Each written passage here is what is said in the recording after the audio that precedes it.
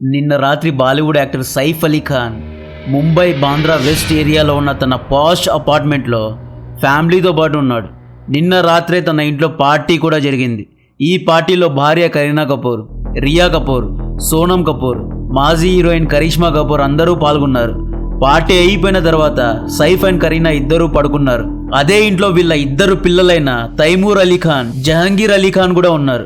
ఈ ఫ్యామిలీతో పాటు ఒక లేడీ మేడ్ అంటే పని మనిషి కూడా ఉంది. రాత్రి 2 గంటలకు ఒక గుర్తు తెలియని వ్యక్తి ఇంట్లో చొరబడ్డాడు.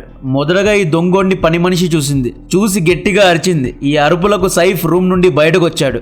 ఆ దొంగోడు తన పిల్లలు పడుకున్న రూమ్ వైపు వెళ్తూ ఉండడం చూసిన సైఫ్ దొంగోడిని ఆపడానికి ట్రై చేశాడు. ఈ పరస్పర గొడవల్లో కల్ప్రిట్ 6 సార్లు సైఫ్ అలీ ఖాన్ బాడీలో పొడిచాడు.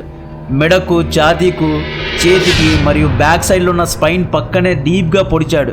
6 పోట్లలో 2 డీప్గా దిగాయి. పొడిచిన తర్వాత అక్కడి నుండి ఆ దొంగోడు పారిపోయాడు.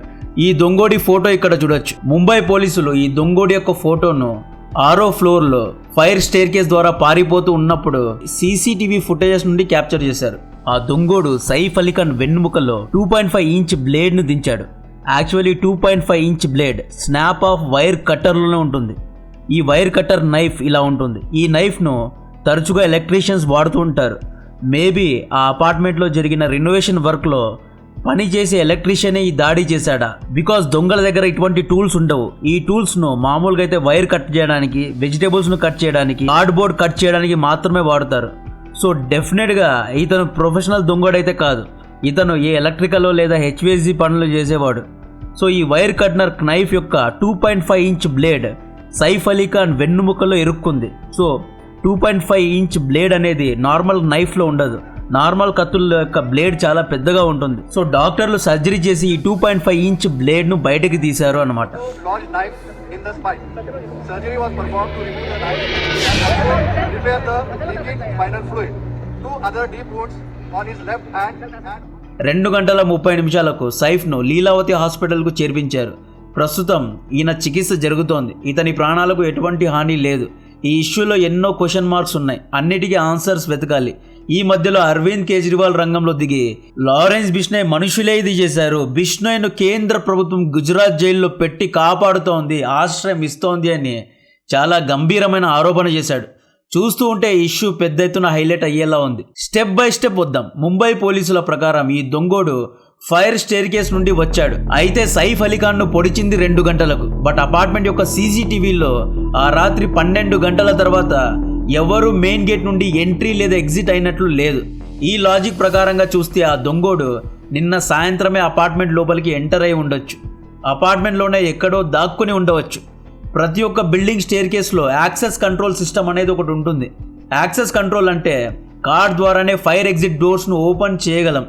ఈ కార్డ్స్ బిల్డింగ్ సెక్యూరిటీ గార్డ్స్ లేదా ఫైర్ సిబ్బందితో మాత్రమే ఉంటాయి. ఒకవేళ బిల్డింగ్లో అన్ఫార్చునేట్గా ఫైర్ యాక్సిడెంట్ జరిగితేనే ఈ యాక్సెస్ డోర్స్ అనేవి ఆటోమేటిక్గా ఓపెన్ అయి ఉంటాయి, లేదా ఈ ఫైర్ ఎగ్జిట్ డోర్స్ ఎప్పుడూ క్లోజ్గానే ఉంటాయి.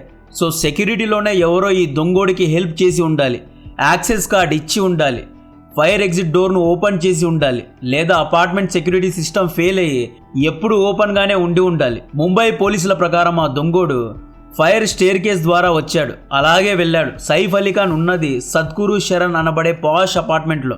ఈయన ఇల్లు 11th and 12th ఫ్లోర్స్. ఈ రెండింటిని కలిపి చాలా పెద్దగా ఉంటుంది.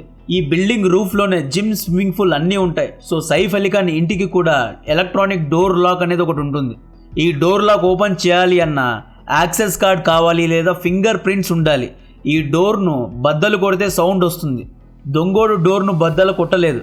సో ఇక్కడ ఈ దొంగోడికి ఎవరో డోర్ ఓపెన్ చేసి లోపలికి అలో అయినా చేసి ఉండాలి, లేదా సైఫ్ అలీ ఖాన్ అండ్ కరీనా కపూర్ ఇద్దరు హద్దు లేకుండా బాగా రాత్రి తాగి డోర్ను ఓపెన్గా పెట్టి పడుకొనైనా ఉండాలి, లేదా ఈ డోర్ను సైఫ్ అలీ ఖాన్ ఇంట్లో పనిచేసే పని మనిషే ఓపెన్ చేసి ఉండాలి. లాజిక్స్ ఎక్కడో మిస్ అవుతున్నాయి. దొంగతనం చేసే వాళ్ళు చాలా ప్రొఫెషనల్గా ఉంటారు. దొంగోళ్ళు ఖాళీగా ఉన్న ఇళ్లపైన దాడి చేస్తారు. ఎవరైనా ఉంటే అటువంటి ఇళ్లపైన దాడి చేయరు. ఇక్కడ ఆ ఇంట్లో సైఫ్ అలీ ఖాన్, కరీనా కపూర్ చాలామంది ఉన్నారు. ఆ రోజు రాత్రే పార్టీ కూడా జరిగింది.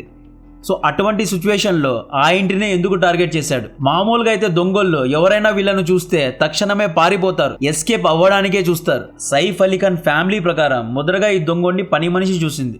పని మనిషి చూసిన వెంటనే ఇతను ఎందుకు పారిపోలేదు? పారిపోయి ఉండాలి కదా. సైఫ్ అలీ ఖాన్ తో ఎందుకు గొడవ పడ్డాడు?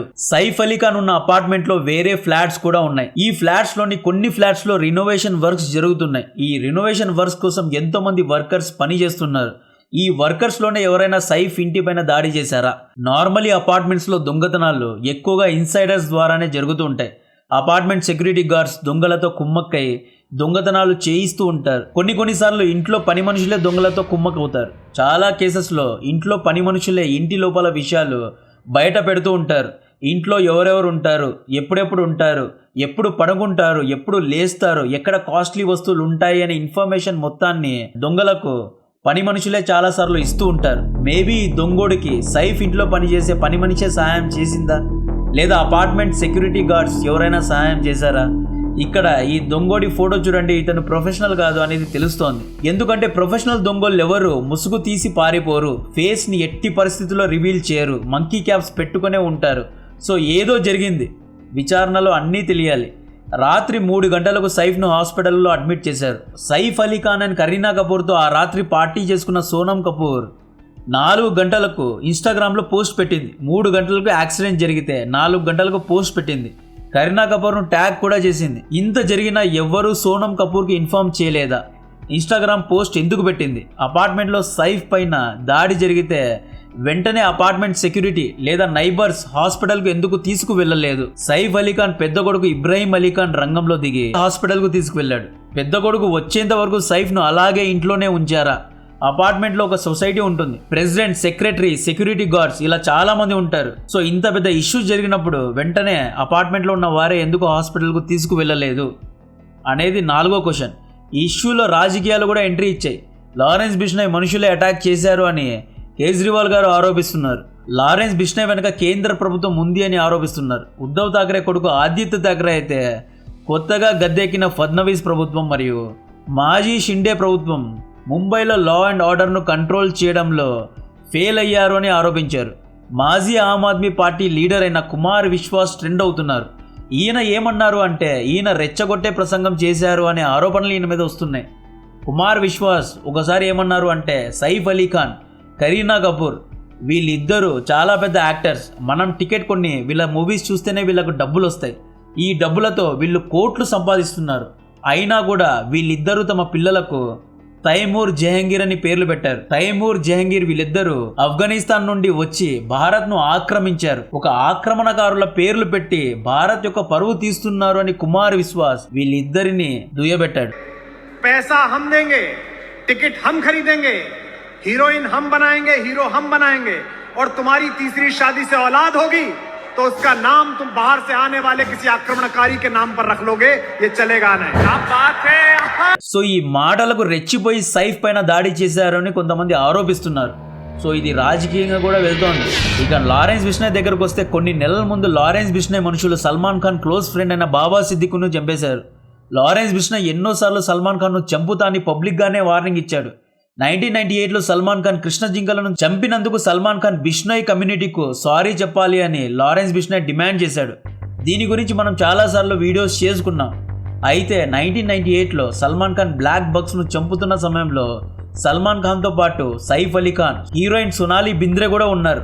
ఆ రోజు సల్మాన్తో పాటు ఉన్నందుకు లారెన్స్ బిష్నాయ్ మనుషులు సైఫ్ అలీ ఖాన్ను అటాక్ చేశారా అనే కోణం మీద కూడా విచారణ జరుగుతోంది. అయితే లారెన్స్ బిష్నాయ్ ఆపరేషన్లో ఒక స్టైల్ ఉంటుంది. వీళ్ళు అటాక్ చేసిన తర్వాతే ఫేస్బుక్ పోస్ట్ ద్వారా ఇది మేమే చేశామని ఒప్పుకుంటారు. అయితే సైఫ్ అటాక్ తర్వాత ఎటువంటి ఫేస్బుక్ పోస్టులు లారెన్స్ బిష్నాయ్ గ్యాంగ్ మెంబర్స్ పెట్టలేదు. సో ఇది లారెన్స్ బిష్నాయ్ చేసింది కాదు అనేది తెలుస్తోంది. లారెన్స్ మనుషులు కత్తితో దాడులు చేయరు, వీళ్ళు డైరెక్ట్లీ గన్తోనే అటాక్ చేస్తారు. సో ముంబై పోలీసులు కూడా దీనికి లారెన్స్ బిష్నాయ్ మనుషులకు ఎటువంటి లింక్స్ లేవు అని ఈ ఆరోపణలను కొట్టిబారేశారు. ప్రస్తుతం సైఫ్ ప్రాణాలకు హాని లేదు. ఇతనికి సర్జరీస్ జరిగాయి, డాక్టర్స్ ఇతన్ని చూసుకుంటున్నారు. టైంకు తీసుకురావడం వల్ల ఇతని ప్రాణాలకు ఎటువంటి హాని జరగలేదు. అయితే కొంతమంది ఏమంటున్నారు అంటే భారత్లో సెలబ్రిటీస్కు సెక్యూరిటీ లేదు అంటున్నారు. మిలీనియర్స్ అందరూ దుబాయ్కి పారిపోవడానికి కారణం సెక్యూరిటీ లేకపోవడం అండ్ ట్యాక్సెస్ కూడా ఎక్కువగా పెడుతున్నారు అంటున్నారు. విరాట్ కోహ్లీ సెక్యూరిటీ లేనందునే తన ఫ్యామిలీను లండన్కు షిఫ్ట్ చేశాడు అని కొంతమంది చెబుతున్నారు. భారత్లో ఉన్న ధనవంతులు లక్షల్లో ట్యాక్సులు కట్టినా కూడా బదులుగా వీళ్లకు ఎటువంటి సెక్యూరిటీ లేదు అని చాలామంది భారత ప్రభుత్వాన్ని దుయ్యబెడుతున్నారు. సైఫ్ ఇంట్లో పనిచేసే పని మనిషిని పోలీస్ స్టేషన్కు పిలిపించి విచారణ చేస్తున్నారు. ముంబై పోలీస్ యొక్క 10 మంది టీమ్స్ దొంగోడిని వెతుకుతున్నారు. ఎక్స్ ముంబై ఎన్కౌంటర్ స్పెషలిస్ట్ అయిన దయానాయక్ గారు రంగంలో దిగి ఈ కేసును స్పెషల్గా ఇన్వెస్టిగేట్ చేస్తున్నారు. సో వీటన్నిటి యొక్క అమాల్గమేషన్లో ఒక్క క్వశ్చన్ రావాలి, ముంబైలో మళ్ళీ క్రైమ్స్ అనేవి పెరిగాయా?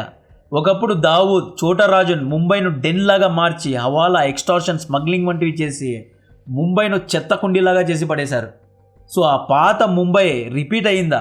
మొన్న సల్మాన్ ఖాన్ ఇంటిపైన దాడి జరిగింది. నిన్న ఎన్సీపీ లీడర్ అయిన బాబా సిద్దికీను చంపేశారు. ఈ రోజు సైఫ్ ఇంటిపైన దాడి జరిగింది. ఇవన్నీ చూస్తుంటే ముంబైలో క్రైమ్ మళ్ళీ పెరిగినట్టే కనిపిస్తోంది.